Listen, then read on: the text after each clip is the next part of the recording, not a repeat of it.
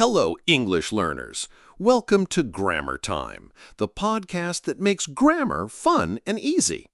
I'm your host, James, and today we're going to dive into the modal verb must and its friend must have. First, let's talk about the verb must. We use must to talk about two main things. The first is to express an obligation or necessity.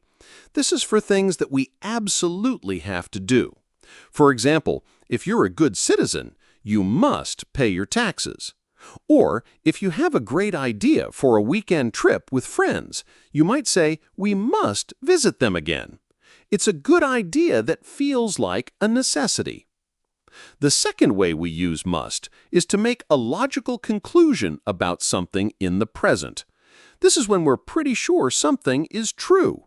For instance, if you see a friend looking very tired after a long trip, you might say, Leo must be very tired after his long trip.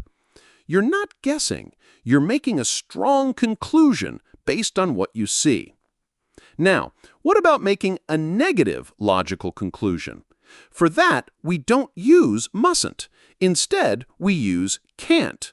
If your friend is supposed to arrive at 7 p.m. and you see someone at the door at 4 p.m., you'd say, it can't be Jem at the door. Finally, let's talk about must have with a past participle. This is for making a logical conclusion about something that happened in the past. It means you are almost certain that a past event happened.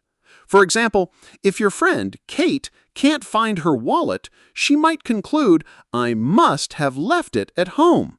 She's not 100% sure, but it's the most logical and likely explanation for the missing wallet. Or, if you can't find your car, you might think, my husband must have taken it.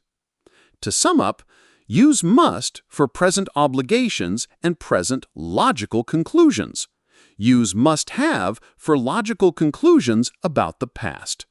Keep practicing, and you'll master these modal verbs in no time.